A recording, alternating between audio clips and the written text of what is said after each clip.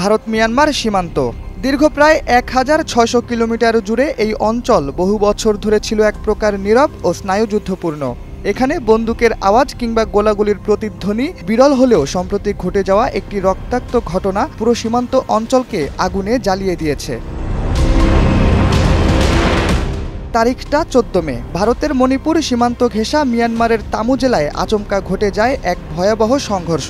ভারতীয় বাহিনী, বিশেষ করে আসাম রাইফেলস, অভিযানে নামে এবং দাবি করে তারা সশস্ত্র বিদ্রোহী প্রতিরোধ গোষ্ঠী পিপল ডিফেন্স ফোর্স বা পিডিএফ এর সদস্যদের ওপর আঘাত হেনেছে। ভারতীয় বাহিনীর ভাষ্যমতে এই গোষ্ঠীর সদস্যরা অবৈধভাবে সীমান্ত অতিক্রম করছিল এবং এর মধ্যে ৩ জন ছিল কিশোর বয়সী। কিন্তু এ দাবি মুহূর্তেই ধূলিসাৎ হয়ে যায় এনইউজি অর্থাৎ ন্যাশনাল ইউনিটি গভর্নমেন্টের পক্ষ থেকে দেওয়া এক বিবৃতিতে। এই ছায়া সরকার স্পষ্টভাবে জানিয়ে দেয় নিহতদের বিচার বহির্ভূতভাবে হত্যা করা হয়েছে ভারতের মাটিতেই।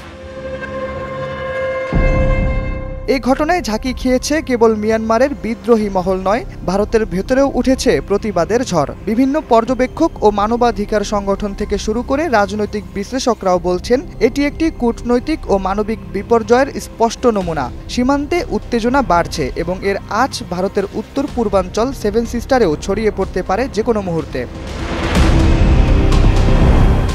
মিয়ানমারে যখন ২০২১ সালে জান্তা সরকার ক্ষমতা দখল করে নেয়, তখন থেকেই দেশটিতে একটি সমান্তরাল সরকার গড়ে তোলে বিদ্রোহী গোষ্ঠীগুলো। এনইউজি সেই ছায়া প্রশাসন যারা দাবি করে যে তারা গণতন্ত্র পুনঃপ্রতিষ্ঠার লড়াইয়ে নেমেছে। এরাই গঠন করেছে পিপল ডিফেন্স ফোর্স বা পিডিএফ। আর এই পিডিএফ এখন ভারতের জন্য যেন পরিণত হয়েছে এক নতুন মাথা ব্যথার বিষয়।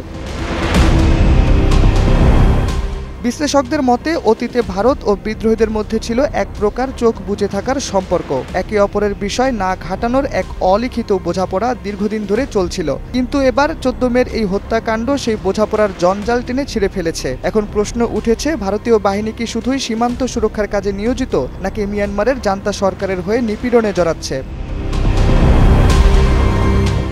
এই প্রশ্ন আরও জোরালো হয় যখন আল জাজিরার সাথে কথা বলেন একজন ভারতীয় সেনা কর্মকর্তা, যিনি পরিচয় গোপন রাখেন। তিনি জানান ১৪ মের অভিযানে দেওয়া সরকারি বক্তব্যে রয়েছে বেশ কিছু অসঙ্গতি। তিনি বলেন, এটা কি সত্যি ভারতের আত্মরক্ষার জন্য প্রতিক্রিয়া ছিল, নাকি আগেই পরিকল্পিতভাবে গুলি চালানো হয়েছিল?